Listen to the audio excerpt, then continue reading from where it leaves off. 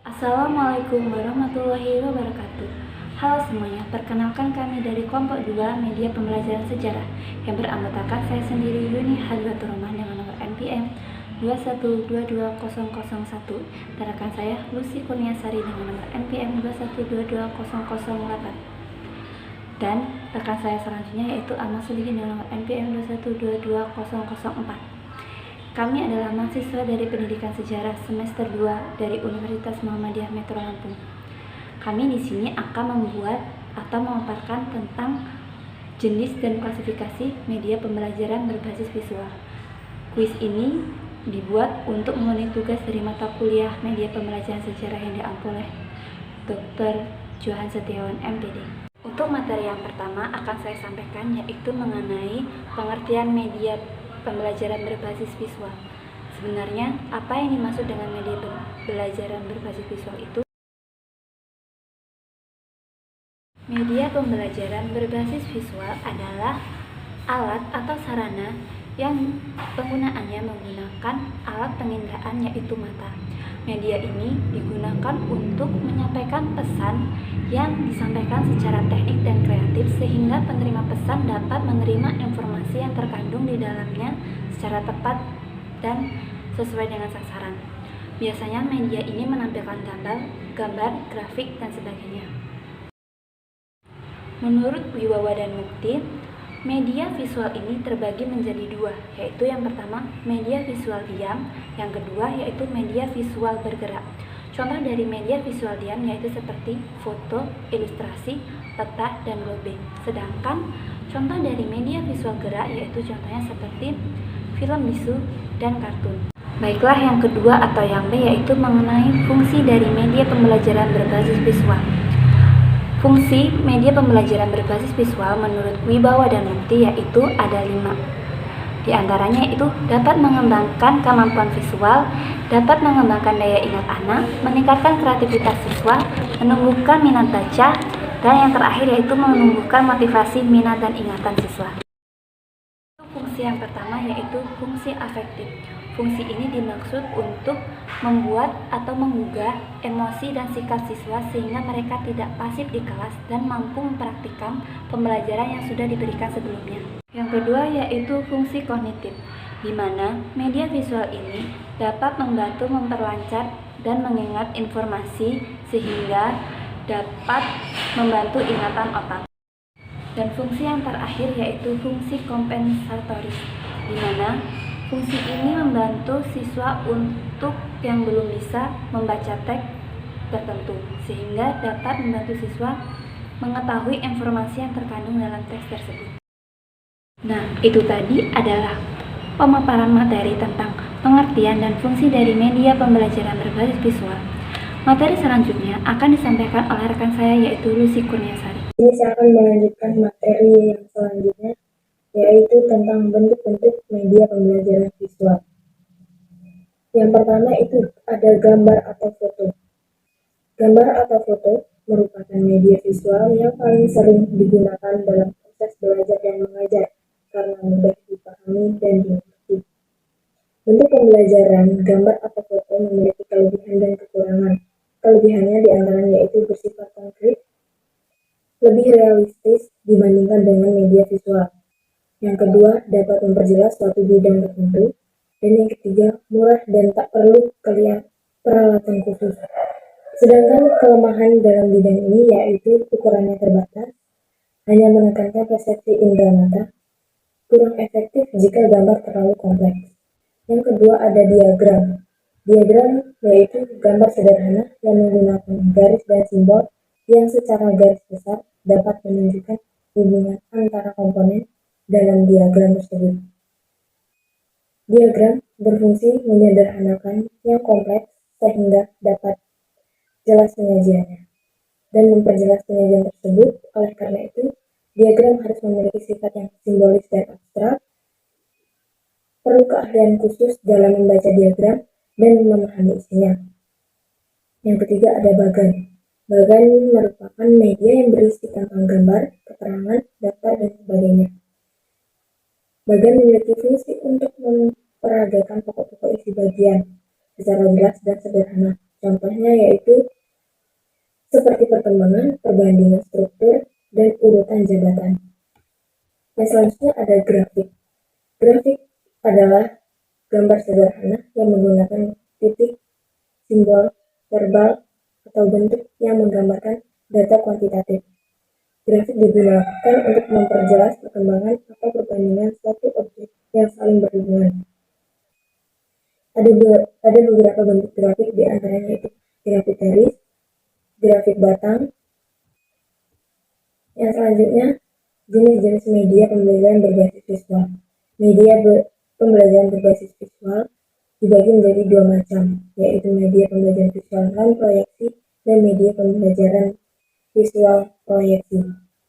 Media visual non-proyeksi yaitu jenis media pembelajaran yang sering digunakan karena penggunaannya sederhana.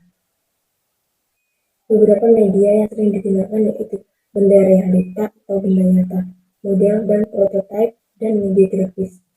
Benda realita atau benda nyata adalah benda yang dapat dilihat, didengar, atau dialami, sehingga memberikan pengalaman langsung kepada mereka.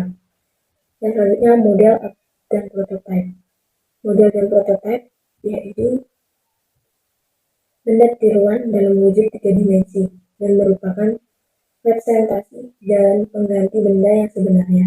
Penggunaannya dalam pembelajaran berguna untuk mengatasi keterbatasan ketersediaan benda aslinya. Contohnya, tata geografis planet, bumi, maka diperlukan model berupa globe. Yang selanjutnya media cetak. Media yang disajikan dalam bentuk tercetak atau printer. Media cetak ini termasuk kelompok media paling tua dan yang paling banyak digunakan dalam pembelajaran karena dianggap yang paling praktis penggunaannya. Nah, selanjutnya media grafis. Media grafis adalah media yang dapat menyalurkan pesan dan informasi yang dilakukan melalui lambang atau simbol visual. Fungsinya yaitu untuk dapat menarik atau memperluas penyajian pembelajaran dan dapat mengilustrasikan suatu fakta dan konsep yang mudah terlupakan apabila hanya dilakukan melalui penjelasan verbal. Contohnya yaitu gambar, kartun, karikatur, grafik, diagram, dan lain sebagainya. Yang terakhir itu ada media visual proyeksi. Perkembangan teknologi saat ini memungkinkan perkembangan dari media pembelajaran berbasis visual menggunakan proyektor yang berfungsi untuk menampilkan proyeksinya. Proyektor juga berfungsi menampilkan objek atau ilustrasi pada layar yang lebih besar dan dari ukuran sebenarnya. Dalam mengembangkan sebuah media pembelajaran, pasti ada prinsip yang digunakan. Dari beberapa prinsip agar media tersebut memberikan pengaruh yang efektif dalam mencapai pembelajaran,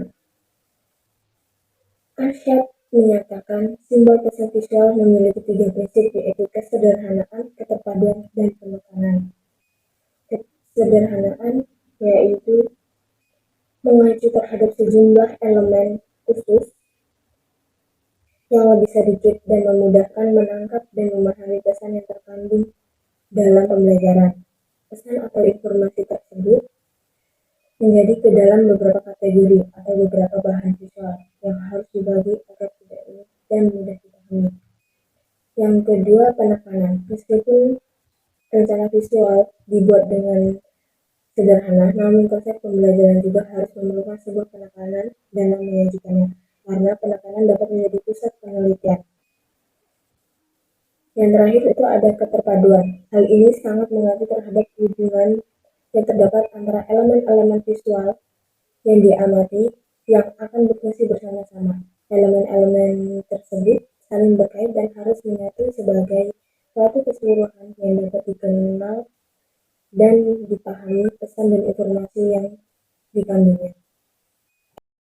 Sebelumnya perkenalkan, saya Ahmad Solikin dengan MPM 2122004.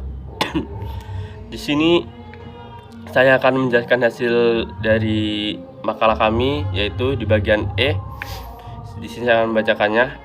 Kelebihan dan kekurangan media pembelajaran berbasis visual. Yaitu setiap media pembelajaran tentunya memiliki kelebihan dan kekurangan. Ada beberapa pendapat mengenai kelebihan dan kekurangan dari media pembelajaran berbasis visual ini. Secara umum, kelebihan dari media pembelajaran adalah yang pertama, dapat dianalisis lebih mudah. Selain itu juga dapat memudahkan peserta didik dalam mempelajari dan memahami materi serta membuat mereka akan berpikir lebih kritis dan juga mengingat materi yang disampaikan. Yang kedua, dapat mengatasi keterbatasan pengetahuan yang dimiliki peserta didik. Yang ketiga, dapat membangkitkan keinginan dan minat baru untuk belajar. Yang keempat, mengingatkan daya tarik peserta didik terhadap materi yang disajikan dengan menggunakan media visual. Yang kelima, mudah untuk diaplikasikan. Yang keenam, tahan lama sehingga dapat dibaca, dilihat berkali-kali. Sedangkan kekurangan secara umum dari media pembelajaran berbasis visual adalah yang pertama, kurang praktis dalam penggunaannya. Yang kedua, hanya berupa gambar dan tulisan saja sehingga media ini tidak diterapkan. Ini yaitu yang ketiga, biaya produksi yang dinilai mahal karena sebelumnya hanya mencetak atau membuat dan mengirimkan disebut dinikmati oleh masyarakat. Sedangkan menurut ahli Wahana dan Mukti menjelaskan bahwa media visual memiliki kelebihan dan kekurangannya, yaitu media visual yang pertama umumnya murah, yang kedua mudah didapat, yang ketiga mudah digunakan, yang keempat dapat memperjelas suatu masalah, yang kelima lebih realistis, yang keenam reportable yang artinya dapat dibaca berkali-kali dan menyimpan atau menyupliknya.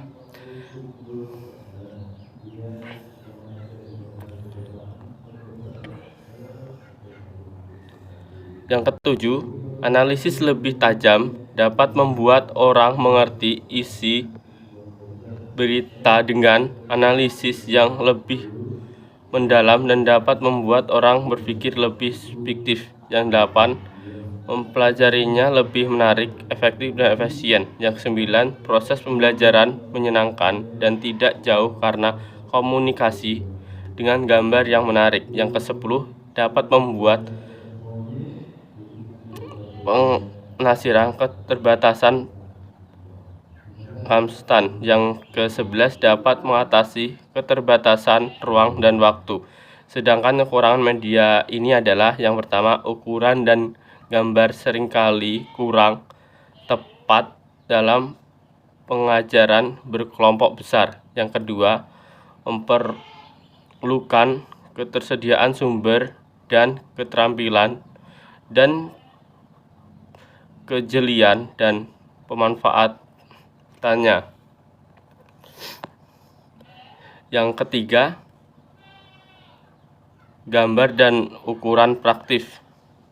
Yang keempat, tidak adanya audio, media visual hanya berbentuk tulisan sehingga tidak dapat didengarkan sehingga kurang mendetail materi yang disampaikan.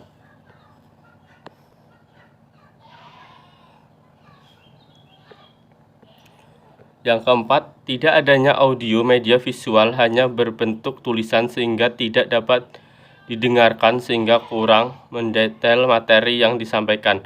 Yang kelima, visual hanya terbatas. Media ini hanya dapat memberikan fidusi berupa gambar yang mewakili isi.